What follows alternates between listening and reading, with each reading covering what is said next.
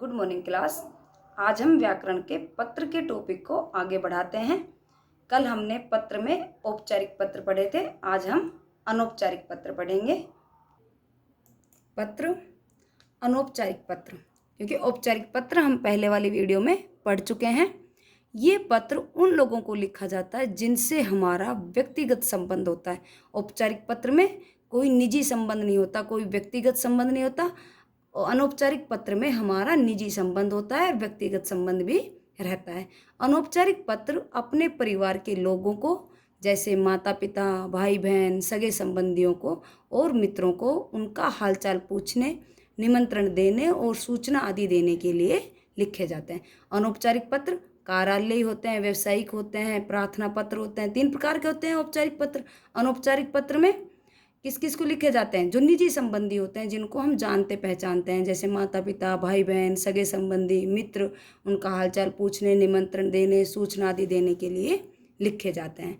अनौपचारिक पत्र के प्रकार। अनौपचारिक पत्रों में निम्नलिखित प्रकार के पत्र रखे जा सकते हैं। कितने प्रकार के हैं? 7 प्रकार के। जैसे बधाई पत्र। औपचारिक पत्र में कितने प्रकार के पत्र थे? 3 प्रकार के। प्रार्थना पत्र, कार्यालय पत्र, व्यावसायिक पत्र। और अनौपचारिक पत्र में कितने प्रकार के? 7 प्रकार के पत्र। बधाई पत्र, शुभकामना पत्र, निमंत्रण पत्र, विशेष अवसरों पर लिखे गए पत्र, सांत्वना पत्र, किसी प्रकार की जानकारी देने के लिए, कोई सलाह आदि देने के लिए। अनौपचारिक पत्रों का प्रारूप। पता सबसे ऊपर बाईं ओर, ये जहाँ मेरा एरो जा रहा है वहाँ पर सबसे ऊपर बाईं ओर एड्रेस लिखते हैं, पता लिखते हैं। और प्रेषक, पत्र भेजने वाले का नाम, पता लिखा जाता है। जो पत्र भेज रहा है उसका नाम और पता लिखा जाता है। उसके बाद क्या लिखी जाती है? दिनांक। जिस दिन पत्र लिखा जा रहा है उस दिन की तारीख। जहाँ पर मान लो हम यहाँ से शुरू करते हैं पत्र लिखना, पहले फिर पत्र भेजने वाले का नाम और पता, फिर क्या लिखेंगे? दिनांक, फिर विषय। सिर्फ औपचारिक पत्रों में, अनौपचारिक पत्रों में विषय का प्रयोग नहीं किया जाता। विषय किस में लिखी जाती है? औपचारिक पत्रों में। अनौपचारिक पत्रों में कोई विषय का प्रयोग नहीं किया जाता। संबोधन प्रापक, जो पत्र को प्राप्त करने वाला है, जिसे हम पत्र लिख रहे हैं, जिस व्यक्ति को पत्र लिखा जा रहा है वो क्या है? प्रापक। के साथ संबंध के अनुसार संबोधन का प्रयोग किया जाता है। जिसे हम पत्र लिख रहे हैं, जिस व्यक्ति के साथ हमारा क्या संबंध है, उसी के अनुसार हम संबोधन का प्रयोग करते हैं। जैसे बड़ों के लिए पूजनीय, पूज्य, आदरणीय आदि शब्दों का प्रयोग किया जाता है। और छोटों के लिए प्रिय, प्रियवर, स्नेही आदि शब्दों का प्रयोग किया जाता है। फिर हम क्या लिखते हैं? अभिवादन। जिसको पत्र लिखा जा रहा है उसके साथ संबंध के अनुसार, जैसे कि सादर प्रणाम, चरण स्पर्श, नमस्ते, नमस्कार, मधुर प्यार आदि। फिर मुख्य विषय। मुख्य विषय को मुख्यतः 3 अनुच्छेदों में विभाजित करना चाहिए। पहले अनुच्छेद की शुरुआत कुछ इस प्रकार होनी चाहिए: मैं या हम यहाँ कुशल हैं। आशा करता हूँ कि आप भी वहाँ कुशल होंगे। दूसरे अनुच्छेद में जिस कारण पत्र लिखा गया है उस बात का उल्लेख किया जाता है।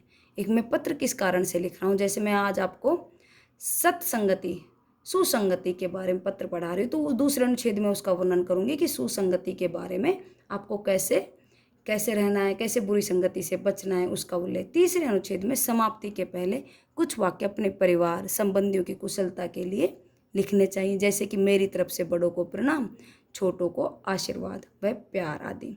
समाप्ति अंत में प्रेषक का संबंध, जैसे आपका पुत्र, आपकी पुत्री, आपकी भतीजी, कहाँ पर? बाईं ओर, इसी साइड में। ठीक है।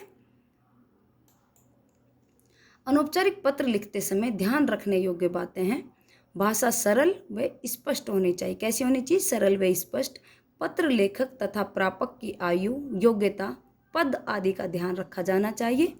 पत्र में लिखी बात संक्षिप्त होनी चाहिए, ये नहीं बड़ी विस्तार से लिख दी जाए, नहीं, छोटी बात होनी चाहिए। पत्र का आरंभ व अंत प्रभावशाली होना चाहिए। भाषा और वर्तनी शुद्ध तथा लेख स्वच्छ होना चाहिए। पत्र प्रेषक व प्रापक वाले का पता साफ व स्पष्ट लिखा होना चाहिए। प्रेषक का अर्थ होता है भेजने वाला, प्रापक का अर्थ है जो जिसको हम पत्र लिख रहे हैं, जो प्राप्त करने वाला है। कक्षा, परीक्षा भवन से पत्र लिखते समय अपने नाम के स्थान पर ख ग तथा पते के स्थान पर कक्षा या परीक्षा भवन लिखना चाहिए।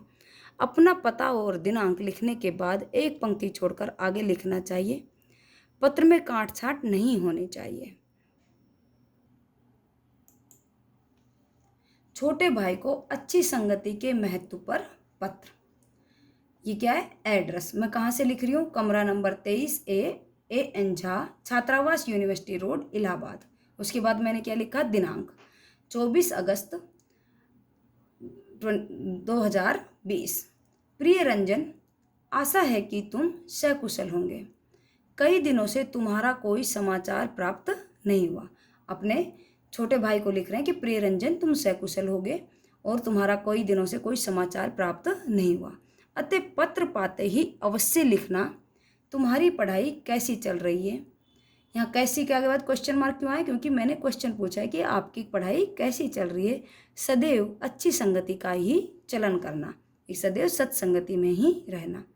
अच्छी संगति सदैव मनुष्य को सद्मार्ग, अच्छा मार्ग दिखाती है, उसे प्रगति की ओर अग्रसर करती है, अग्रसर आगे बढ़ाना।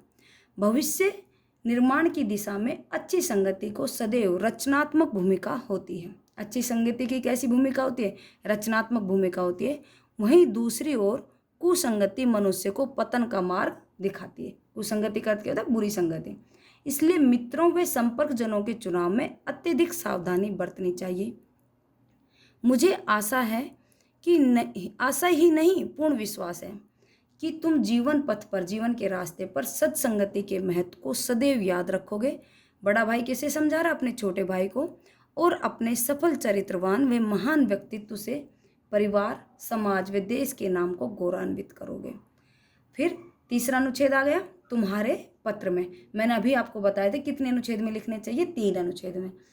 ये पहला अनुच्छेद, ये फिर दूसरा अनुच्छेद। पहले अनुच्छेद में तो हमें उनके सकुशल के, उनको भाई तुम अच्छे हो या नहीं हो उसके बारे में, दूसरे में जिस विषय में हम उसे बताना चाह रहे हैं, जो बात हम उससे करना चाह रहे हैं वो दूसरे अनुच्छेद में। तीसरे में उसके बारे में कि हम किस चीज़ की प्रतीक्षा में, तुम्हारे पत्र की प्रतीक्षा में।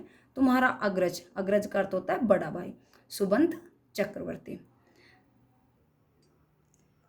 आज हमारा पत्र का टॉपिक समाप्त होता है। Thank you class.